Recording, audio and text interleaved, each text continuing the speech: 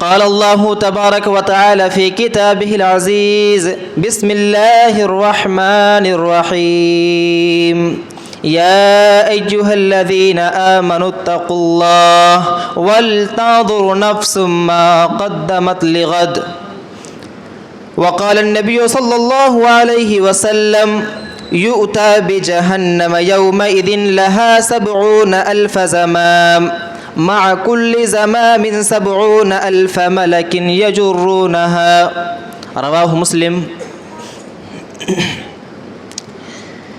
معزز سامعین، دینی ملی بھائیو، نوجوان ساتھیوں، پردہ نشین خواتین اسلام، خطبہ مسنونہ کے بعد آپ کے سامنے جو آیات اور حدیث آپ کے سامنے پڑھی گئیں، اس سے موضوع کے تعلق سے کچھ باتیں ظاہر ہو گئیں، یعنی میرا موضوع جو ہے اسی سے ریلیٹڈ ہے۔ ایک جملے کے اندر کہنا چاہیں تو یوں کہہ سکتے ہیں کہ آج کا موضوع جو ہے وہ ہے فکر آخرت۔ حضرات، یہ ہم سب جانتے ہیں کہ ایمان کے 6 ارکان ہیں، اور ان 6 ارکان میں سے آخرت بھی ایمان کا ایک رکن ہے۔ آخرت کی فکر کیوں ضروری ہے، کیوں کرنی چاہیے، کیسے کرنی چاہیے، یہ بھی سوال ہے اور اس کا جواب ہمیں معلوم ہونا چاہیے۔ سامعین کرام، اگر آخرت پر ایمان ہٹا دیا جائے یا آخرت پر سے ایمان بندے کا اٹھ جائے تو اس دنیا میں جینے کا مقصد سمجھ نہیں آتا۔ اس دنیا میں جینے کا مقصد ہی نہیں سمجھ میں آئے گا اگر بندے کا ایمان آخرت سے ہٹ جائے، اٹھ جائے۔ کیوں؟ کیونکہ پھر بندہ یہی سوچے گا نا کہ جیسے زندگی گزارنی ہے گزارو، جو کرنا ہے کرو، جو دل میں آتا ہے، جو نہیں آتا اس کو نہ کرو، یعنی کوئی پکڑ دھکڑ، اللہ کے پاس کوئی جواب دہی تو ہے نہیں، تو کچھ کوئی نقصان ہونے والا ہے نہیں، تو ہم یہاں پر قید و بند اور ایک طرح سے پابندیوں میں زندگی کیوں گزاریں، ہم تو آزاد ہو کر گزار سکتے ہیں، یہ بندہ سوچے گا۔ اس لیے ضروری ہے کہ ہر بندے کا، ہر انسان کا، خصوصاً مسلمانوں کا تو اس پر پختہ یقین اور ایمان ہونا چاہیے کہ آخرت ایک دن قائم ہوگی، اور آخرت کہتے ہیں کہ موت سے لے کر کے جنت جہنم کا فیصلہ ہونے تک کے جو دورانیہ، جو وقفہ ہے، وہ سب آخرت کے اندر شامل ہے۔ چاہے قبر کا عذاب ہو، قبر کے بعد میدان محشر کا معاملہ ہو، میدان محشر کے بعد پل صراط سے گزرنا ہو، جنت جہنم کا فیصلہ ہو، یہ سارے کے سارے آخرت کے اندر شامل ہیں۔ ان تمام باتوں پر ایک مسلمان کا ایمان ہونا چاہیے، تبھی جا کر کے بندہ نیک اعمال کر سکتا ہے اور دنیا میں اللہ کا بندہ بن کر کے رہ سکتا ہے۔ آج ہمارے معاشرے کے اندر، ہمارے سوسائٹی کے اندر جو بے دینی ہے، جو اللہ سے بے رغبتی ہے، جو اللہ سے بے وفائی ہے، اس کی وجہ یہی ہے کہ آج اس امت نے، آج اللہ کے ان بندوں نے آخرت کی فکر کو چھوڑ دیا ہے۔ آخرت سے ان کا ایمان یا تو یکسر اٹھ چکا ہے یا بہت کمزور ہو گیا ہے۔ ان کو ایسا لگتا ہے کہ بس یہی زندگی جو ہے کیا ہے، ہمیشہ زندگی ہے، ساری پلاننگ، سارا کا سارا، ساری کی ساری محنت تگ و دو اسی دنیا کے لیے ہے، اور آخرت میں جو ہوگا دیکھا جائے گا۔ آخرت کس نے دیکھا ہے یا آخرت میں کیا ہوگا، ہاں کس کو معلوم ہے، ہمیں تو یہاں رہنا ہے، یہاں کے بارے میں دیکھنا ہے۔ یہ ایمان، آخرت پر ایمان کی کمزوری کا نتیجہ ہے، جس کی وجہ سے بندہ بے عمل ہو گیا ہے، اللہ کو اپنا معبود ماننے سے انکار کر بیٹھا ہے، یا اللہ کی فرمانبرداری کرنے سے انکار کرتا ہے۔ اس لیے ضروری ہے کہ ہم اور آپ آخرت کا فکر کریں اور آخرت پر ایمان رکھیں۔ سامعین کرام، جیسے کہ میں نے بیان کیا آپ کے سامنے کہ آخرت پر ایمان یا آخرت جو ہے یہ کوئی ایسے ہلکی یا چھوٹی موٹی چیز یا بات نہیں ہے۔ بیان کرنے میں تو آسان لگتا ہے نا کہ بیان کرنے میں آخرت پر ایمان ہونا چاہیے، ہاں بھائی ہونا چاہیے۔ آخرت ہے کیا؟ آخرت کے اندر کیا کیا ہونے والے ہیں؟ دراصل بندہ اگر 3 سوالوں کے جواب، یا یوں کہہ لیجیے کہ 3 باتوں پر اپنے ذہن کو وہ اکٹھا کر جما لے اور مضبوطی سے ان 3 باتوں پر قائم ہو جائے تو انشاءاللہ اس کی آخرت سمجھ جائے گی۔ پہلی بات یہ کہ اگر انسان یہ سوچے، غور و فکر کرے کہ ہمیں پیدا کیوں کیا گیا. انسان صرف مسلمان نہیں، عام انسان خصوصاً مسلمان اگر یہ سوچے کہ اللہ نے ہم کو پیدا کیوں کیا، ظاہر سی بات ہے اس کا ایمان آخرت مضبوط ہو جائے گا. اگر بندہ یہ سوچے کہ اس دنیا کی حقیقت کیا ہے، اس دنیا میں ہمیں کیسے رہنا ہے، یا اس دنیا کی سچائی کیا ہے، آخرت کے مقابلے میں اس کی حیثیت کیا ہے، اگر اس دنیا کی حقیقت، اس کی حیثیت اس کو معلوم ہو جائے، وہ اس کا ایمان آخرت پر مکمل ہو جائے گا، مضبوط ہو جائے گا. اگر بندہ یہ جان جائے کہ ہم کو پیدا کیوں کیا گیا، اس دنیا کی حقیقت کیا ہے، تو ظاہر سی بات ہے اس کو یہ بھی جاننا چاہیے کہ جب دنیا کی حقیقت یہ ہے، ہمیں اس لیے پیدا کیا گیا ہے، تو ہمیں کرنا کیا ہے، اب ہم کون سے کام کریں، ہمیں کن کاموں کے لیے یہاں پر بھیجا گیا ہے. سامعین کرام، اس کو ہم اور آپ سوال کے انداز میں بھی لے سکتے ہیں یا پوائنٹ کی شکل میں لے سکتے ہیں کہ یہ 3 پوائنٹس ہیں یا 3 سوال ہیں جنہیں ہمیں جاننا چاہیے. پہلی بات، کہ ہمیں دنیا میں پیدا کیوں کیا گیا. سورہ زاریات پڑھیں گے آپ تو آپ کو ایک آیت ملے گی، وَمَا خَلَقْتُ الْجِنَّ وَالْإِنسَ إِلَّا لِيَعْبُدُونَ. ہم نے انسانوں اور جناتوں کو پیدا کیا تاکہ لوگ میری عبادت کریں. ایک مقصد. اور آگے آپ پڑھیں گے جب سورہ ملک اٹھائیں گے آپ 19 پارے کے اندر، آپ کو پہلی آیت ملے گی، الذی خلق الموت والحیات لیبلوکم ایکم احسن عملا. اللہ کہہ رہا ہے کہ موت اور حیات کو ہم نے پیدا ہی اسی لیے کیا ہے، لیبلوکم ایکم احسن عملا، تاکہ تمہیں آزمایا جائے، تمہارا امتحان میں لوں کہ عمل کے اعتبار سے مضبوط کون ہے، بہتر کون ہے، عمل کے اعتبار سے اچھا کون ہے، میں وہی جاننا چاہتا ہوں. اللہ کا فرمان ہے یہ. تو یہ 2 مقصد ہے عام طور سے، بنیادی اعتبار سے ہم اور آپ انہی مقصد کو سمجھیں اور جانیں کہ اللہ نے ہم کو اس لیے پیدا کیا کہ ہم اللہ کی عبادت کریں گے. اللہ نے ہم کو اس لیے پیدا کیا کہ اللہ ہمارا امتحان لے، ہمارے اعمال بہتر ہیں یا نہیں بہتر ہیں. تو ظاہر سی بات ہے ہر کوئی اس کمپٹیشن میں یا اس دوڑ میں لگ جائے گا کہ ہمارے اعمال اچھے ہونے چاہیے. ہر کوئی یہ سمجھنے لگ جائے گا کہ ہمارے نیکیاں جو ہیں سب سے بالا اور اوپر ہونا چاہیے تاکہ اللہ کو پسند آئے. اور انشاءاللہ بھی تفصیل آگے آئے گی. پھر اس کے بعد دوسرا پوائنٹ، اس دنیا کی حقیقت کیا ہے، اس دنیا کی حیثیت کیا ہے. اگر ہم آخرت کے مقابلے میں اس کو تولیں تو وہ حدیث کے الفاظ شاید آپ کو یاد ہو، نبی پاک صلی اللہ علیہ وسلم نے فرمایا کہ اس دنیا کی حقیقت، اس دنیا کی حیثیت اگر آخرت کے مقابلے میں اللہ کی نگاہ میں مچھر کے پر کے برابر بھی ہوتا تو اللہ تعالیٰ اس روئے زمین پر کسی کافر کو قطرہ بھر پانی بھی میسر نہیں کرتا. اس دنیا کی حیثیت اللہ کی نگاہ میں آخرت کے مقابلے میں اگر مچھر کے پر کے برابر بھی ہوتا تو روئے زمین پر کوئی بھی اللہ کا نافرمان ایک گھونٹ، ایک قطرہ پانی کو ترس جاتا، اللہ پانی دیتا اس کو. یعنی اس دنیا کی کوئی اللہ کی نگاہ میں حیثیت ہے ہی نہیں ہے. اچھا، پھر اللہ نے ہمیں پیدا کیوں کیا اسے یہاں پر، ہمیں پھر کرنا کیا ہے یہاں پر آ کر کے. اللہ نے بتلایا کہ وہی جو اس کے پہلے کی آیت میں، سورہ ملک کی آیت میں، تمہیں عمل کرنا ہے، تمہیں نیک اعمال انجام دینے ہیں، تمہیں اس دنیا میں عارضی دنیا میں رہ کر کے ابدی دنیا، ہمیشہ کی دنیا کی تیاری کرنی ہے. سب سے بڑا مقصد یہی ہے کہ اس عارضی دنیا، وقتی دنیا میں رہتے ہوئے جو بندہ آخرت کی دنیا کو سنوار لے، جو بندہ آخرت کی دنیا کو بنا لے، حقیقی معنوں میں وہی کیا ہے، کامیاب ہے. اللہ تعالیٰ نے فرمایا بل تؤثرون الحیات الدنیا والآخرۃ خیر وابقی. اے حضرت انسان، اے ابن آدم، تو دنیا کو ترجیح دیتا ہے جس کی حیثیت اللہ کی نگاہ میں کچھ بھی نہیں ہے. تو حقیقت جان لے کہ آخرت جو ہے یہ خیر و ابقا، سب سے بہتر ہے اور سب سے دیر پا ہے، باقی رہنے والی ہے، نہ ختم ہونے والی زندگی ہے. یہاں پر انسان کچھ لمحے کے لیے رہتا ہے. ایک انسان یہاں پیدا دنیا کے اندر ہوتا ہے کچھ ایام، کچھ لوگ پیدا ہونے کے بعد کچھ مہینوں کے اندر فوت پا جاتے ہیں. کچھ ہوتے ہیں جو سن شعور کو 18-20 سال کی عمر پاتے. کچھ ایسے بھی ہوتے ہیں جو 40-50 سال کی عمر پاتے. کچھ ایسے بھی ہوتے ہیں جو 70-80 سال سے زائد بھی کر جاتے ہیں. یہ عمر ہے انسان کی، ایک مقررہ مدت ہے جو اللہ تعالیٰ نے ان کے لیے متعین کر رکھی ہے. پھر کیا؟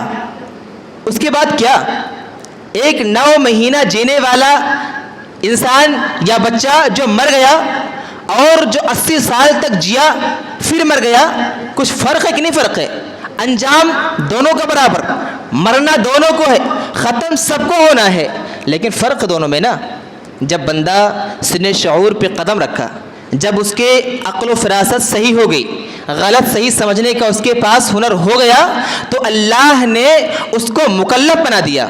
اللہ نے اس کے اوپر کچھ امور نافذ کر دیے، تمہیں یہ حکم ماننا ہے، اور کچھ چیزوں سے منع کر دیا، تمہیں یہ کام نہیں کرنا ہے.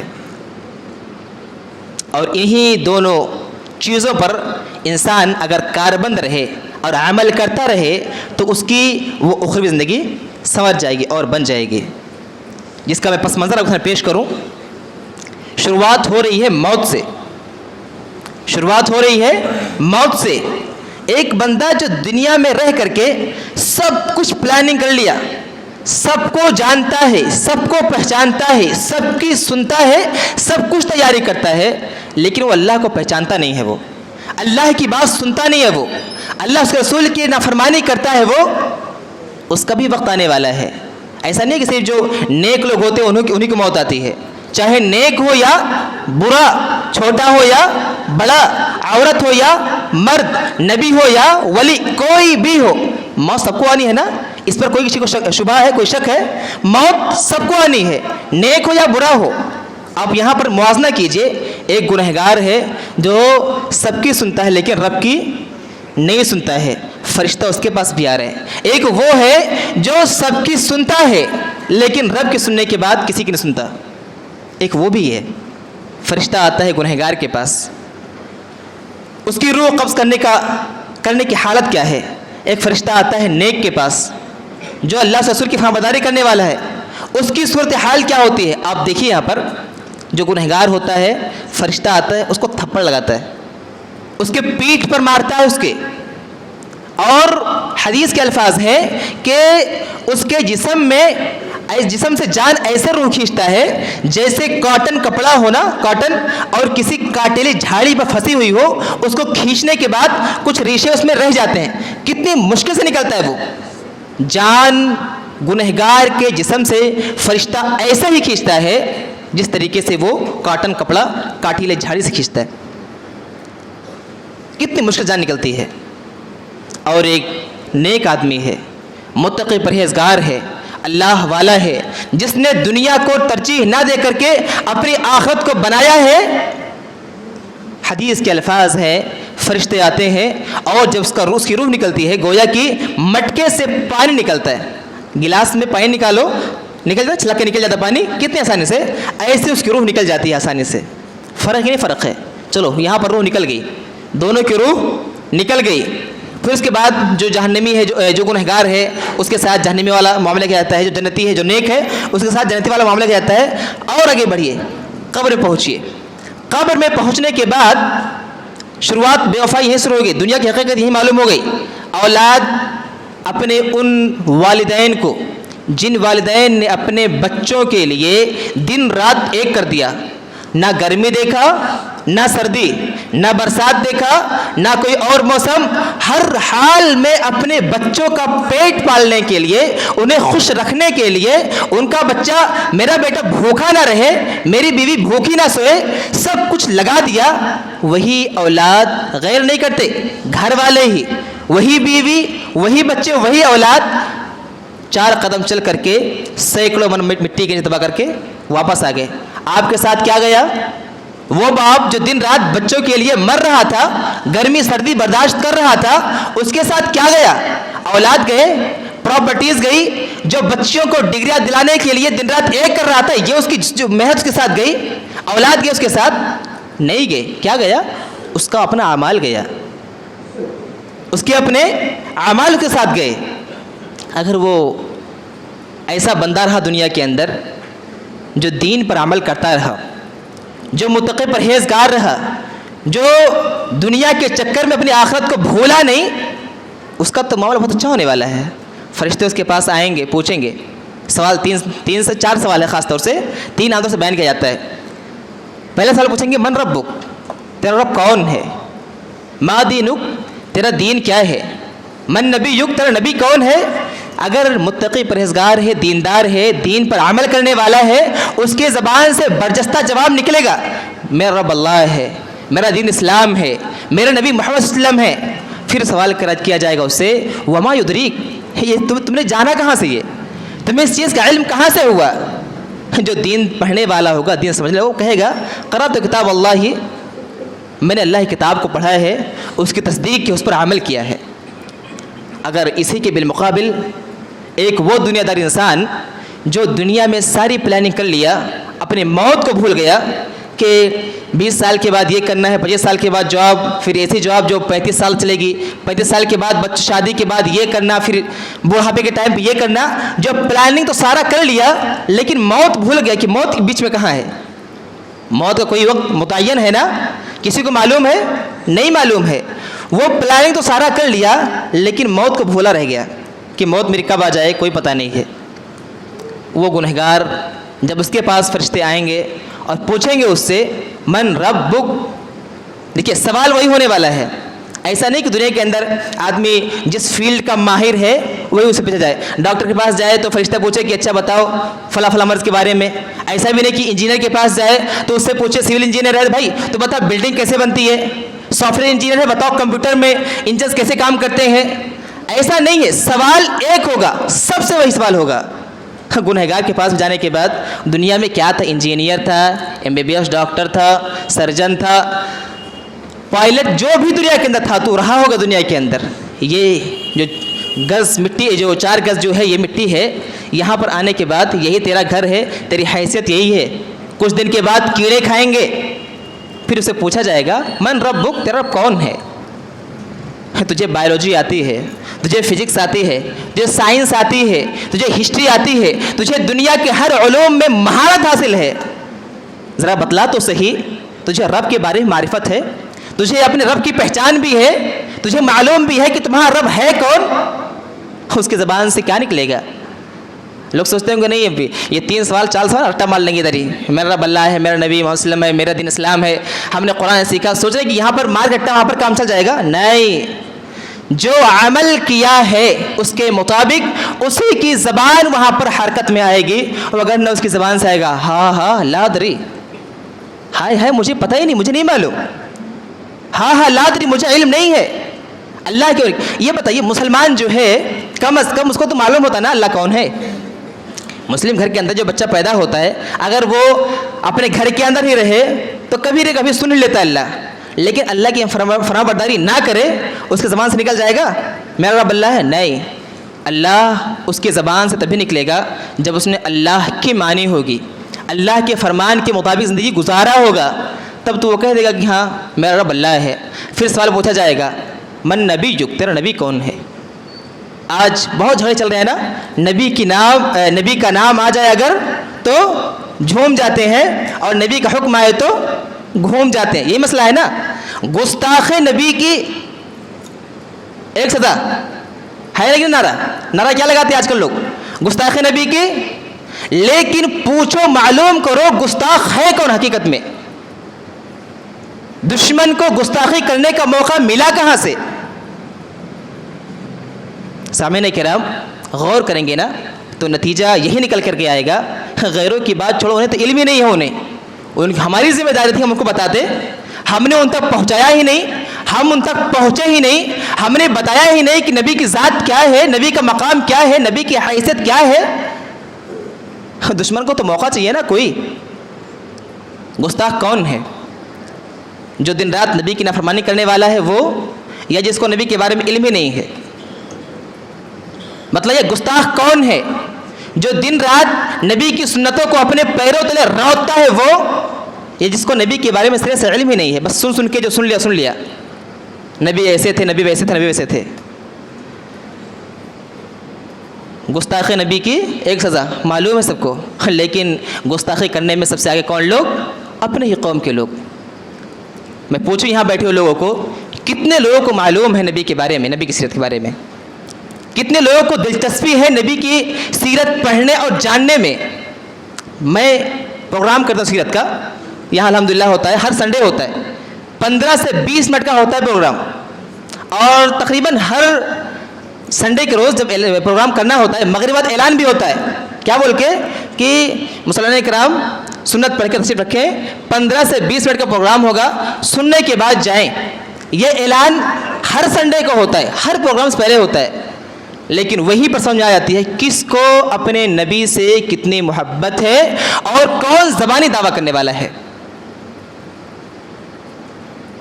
ابھی کوئی سیاسی معاملہ ہو، کوئی پولیٹیکل معاملہ اگر ہو، کوئی صاحب آ رہے ہوں، جگہ نہیں بچے گی، کرسیاں خالی نہیں بچیں گی، اور سب سے بڑے بڑے لوگ نظر آئیں گے سامنے، قوم کے رہبر لوگ جن کی بات لوگ سنتے ہیں سب سے آگے نظر آئیں گے. اچھا وہاں ان کی عزت ہو رہی ہے، لیکن جب دینی معاملہ ہو رہا ہے، دین اپنے اللہ کے گھر پہ بلا رہے آؤ دین سیکھ لو، وہاں پر نظر نہیں آتا کوئی. تو بھلا بتلاؤ مجرم کون ہے؟ غیر ہے کہ ہم ہیں؟ حقیقی مجرم کون، ہم یا غیر؟ ذمہ داری ہماری ہے کہ ہم نے ان تک پہنچایا ہی نہیں، ہم نے انہیں صحیح طریقے سے پہچان کرایا ہی نہیں کہ نبی کی ذات ہے کیا. کوئی نبی کے نام پر برتھ ڈے بنا رہا ہے، کوئی نبی کے نام پر منمانی تعویلیں کر کے منمانی طور سے عمل کر رہا ہے، محبت کا اظہار کر رہا ہے، نعوذ باللہ، منمانی طور سے. ظاہر سی بات ہے جو اعمال جس سے ملتے جلتے رہیں گے وہ فیصلہ ویسے بھی کرے گا. ڈھول تاشے تم بجاتے ہو نبی کے نام، نبی کے برتھ ڈے کے نام پر، وہ بھی وہی کرتے ہیں خوشیوں میں. اس لیے حقیقی معنوں میں اگر ہم اور آپ چاہتے ہیں کہ قبر کے جو سوالات ہیں اور میں ہم ثابت قدم رہیں، تو ہمیں یہ 3 سوالوں کے جواب ابھی حل کر لینے ہیں.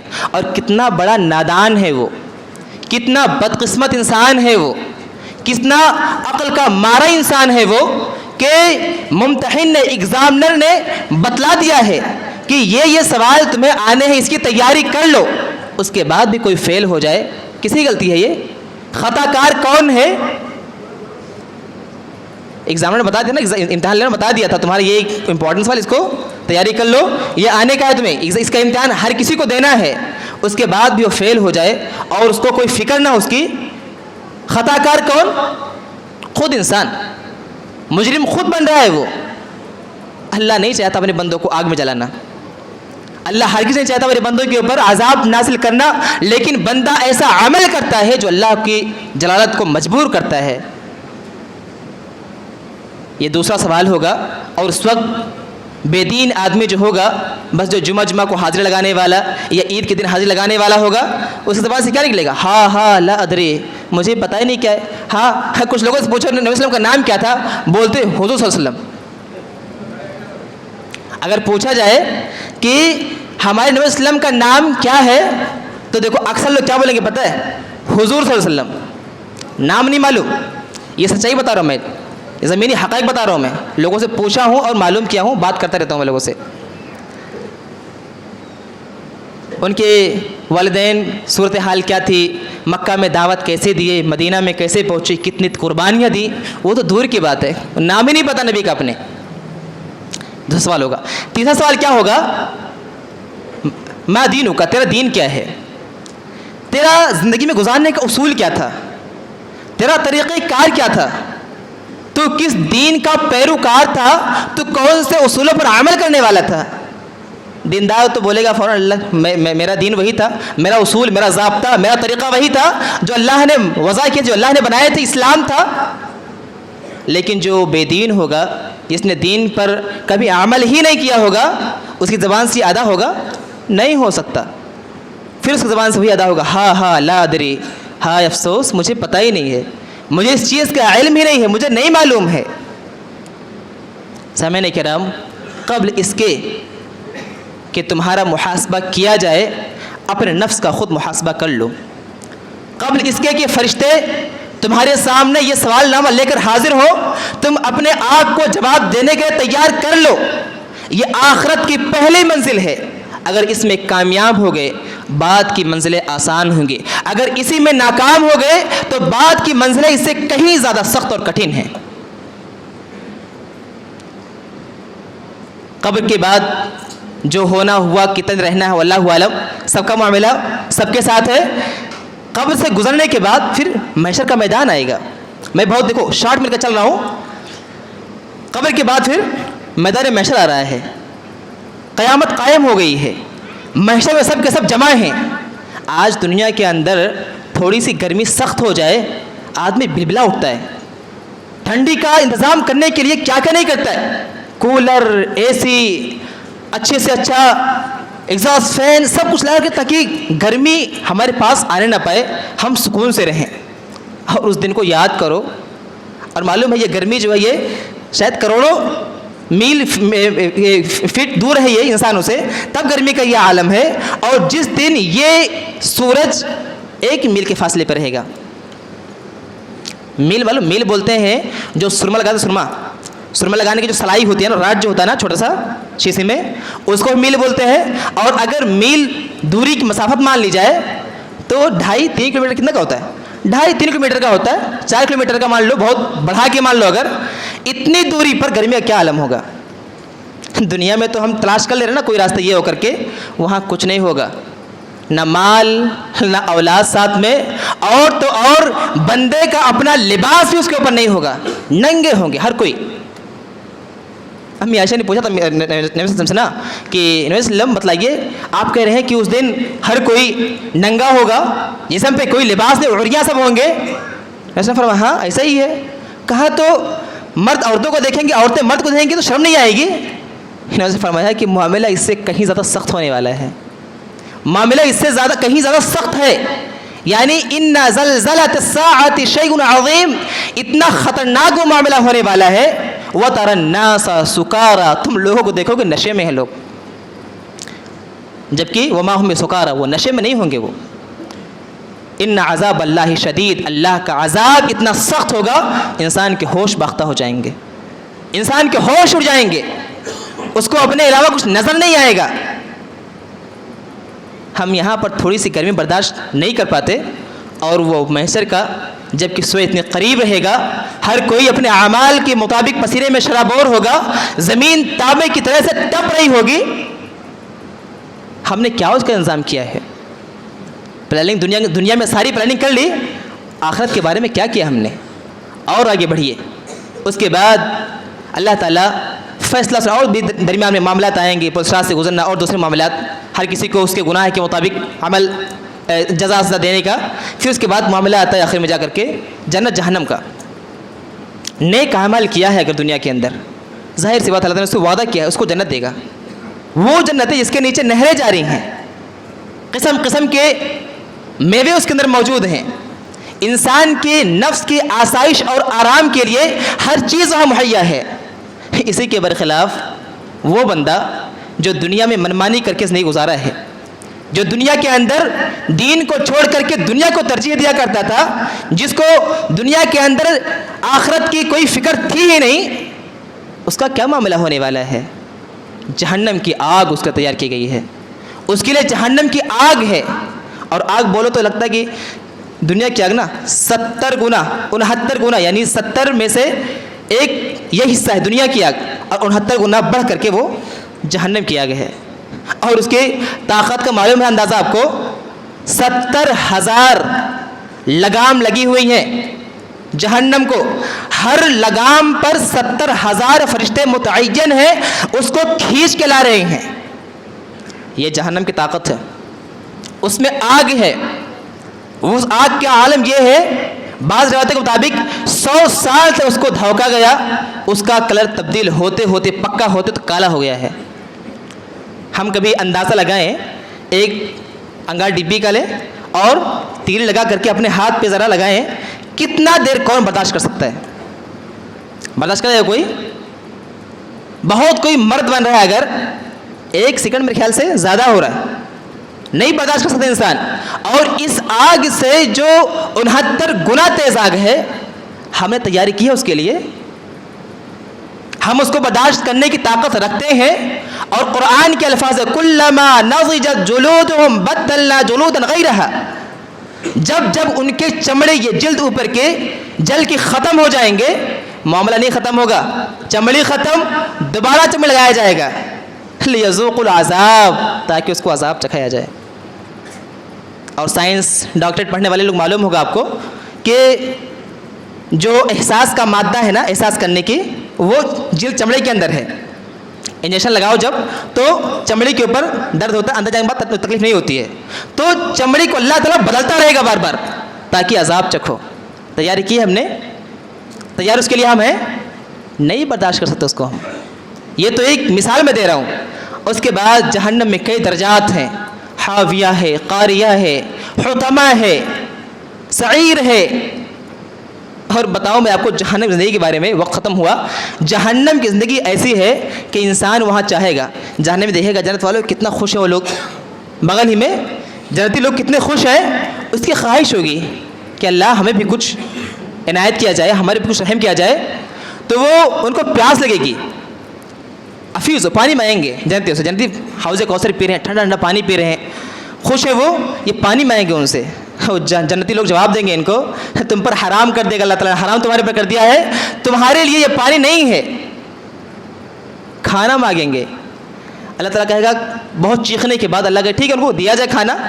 کھانے میں کیا رکھے پتہ ہے, کاٹیلے دار جھاڑیاں, شجرۃ الزقوم کے الفاظ سورہ صفات کے اندر آئے ہوئے ہیں کہ وہ گلے میں اٹکتا ہوا جائے گا, راستے کو پھاڑتے ہوئے جائے گا پیٹ میں. بھوک پیاس. اور میں نے غالباً جہنم کے تعارف بتلایا تھا, اس کے در و دیوار کیسے ہوں گے. دیوار آگ کا, چھت آگ کی, بچھونا آگ کا, چادر آگ کا, سب کچھ آگ کا. اس وقت جب جہنمی پریشان ہو جائے گا, کچھ اس کو سمجھ نہیں آئے گی, پھر کہے گا یا مالک, اے جہنم کے داروغے, اپنے رب سے جا کے کہہ دے کہ اللہ کو اگر تیرے رب کو مجھے ہمیں مارنا ہی ہے تو ایسے نہ مارے, ایک بار جان لے لے, چھٹکارا مل جائے. ہم اور آپ دنیا میں ایسے کرتے ہیں نا, مصیبت سے دو چار بار بار ہیں, نہیں سمجھ میں آ رہا ہے, اللہ اٹھا ہی لے ٹھیک ہوتا, اللہ میں مر جاؤں سکون مل جائے گا. اللہ کون سی زندگی ہے وہ, لا یموت فیہا ولا یحیا, نہ اس کے اندر موت ہے نہ زندگی ہے. اللہ کون سی وہ زندگی ہے, کون سی وہ صورتحال ہے, نہ تو انسان مر رہا ہے نہ جی رہا ہے.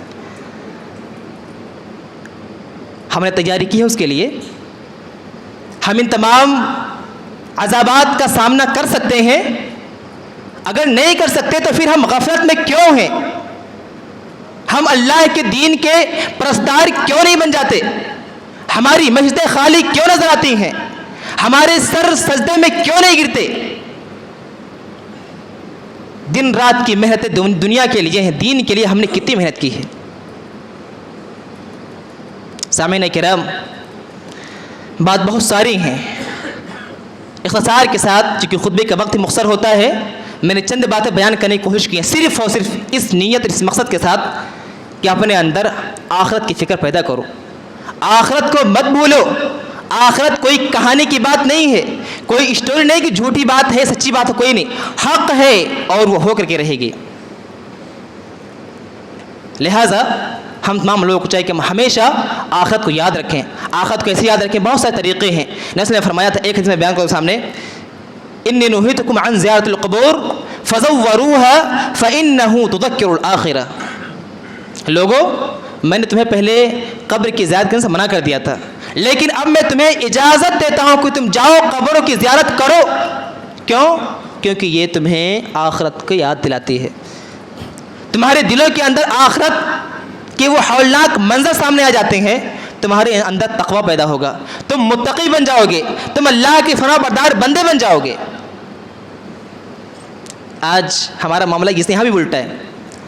میت ہم آئے دن روزانہ کاندھے سے کتنے اپنے بھائیوں کو مٹیوں کے تلے دبا کے آ رہے ہیں ہم, لیکن اس کے باوجود بھی ہمارے آنکھ کھلتے نہیں ہیں, ہمارے کانوں میں جو تک نہیں ریکتے, ہمارے احساس کے اندر کوئی تبدیلی نہیں آتی. ہمیں ذرا بھی احساس نہیں ہوتا کہ ہمیں بھی جانا یہاں سے. آج زمین کے اوپر ہیں, اترا کے چل رہے ہیں, عہدہ ہے, منصب ہے, شہرت ہے, کل زمین کے نیچے جائیں گے, کیڑے مکوڑوں کا غذا بن جائیں گے. اس روئے زمین پر فرعون بھی آیا, حامان بھی آیا, قارون بھی آیا, شداد بھی آیا. آپ نے سکندر کا نام بھی سنا ہوگا. ہے کوئی باقی ہے دنیا کے اندر؟ نہیں ہے. سب کو جانا ہے اور سب کو اللہ کے سامنے پیش ہونا ہے. اور جب بندہ پیش ہوگا نا, سورہ کہف کی وہ آیت کہ ان کے سامنے نام اعمال پیش کر دیا جائے گا, انسان دنگ رہ جائے گا. ما لهذا الكتاب لا يغادر صغيرة ولا كبيرة الا احصاها. اللہ یہ کیسی کتاب ہے, نہ تو اس نے کچھ چھوٹی باتیں چھوڑی ہیں نہ بڑی باتیں چھوڑی ہیں, سب اس کے اندر نوٹ ہیں. میں بات ختم کرتا ہوں. اکثر لوگوں کی نگاہیں گھڑی کی طرف ہیں. اللہ تعالیٰ سے دعا کریں اللہ تعالیٰ ہم تمام لوگوں کو عمل صالح کرنے والا بنائے. مولا کریم ہم تمام لوگوں کو آخرت ہمیشہ یاد کرنے والا بنائے. مولا کریم ہم تمام لوگ جو ابھی تیرے فرما بردار بندوں میں سے نہیں ہے, اللہ ہمیں فرما بردار بندہ بنا لے. مولا کریم جو لوگ تیرے گھر سے دور ہیں, تیرے فرما برداری سے بہت دور ہیں, اللہ اپنے سے قریب کر لے. اے اللہ تو رحیم ہے, تو شفیق ہے. اے اللہ ہم گنہگار ہیں, ہم خطا کار ہیں. اے اللہ ہماری خطاؤں کو معاف فرما دے. اے اللہ تو ہماری خطاؤں کو معاف فرما دے. مولا کریم ہم تمام لوگ جو یہاں موجود ہیں اور جو یہاں موجود نہیں ہیں, اے اللہ ان کی مغفرت فرما دے. مولا کریم جو لوگ ہم میں سے بیمار ہیں انہیں شفاء کاملہ عطا فرما. مولا کریم جو لوگ قرض دار ہیں ان کے قرض کی ادائیگی کے لیے کوئی انتظام فرما دے.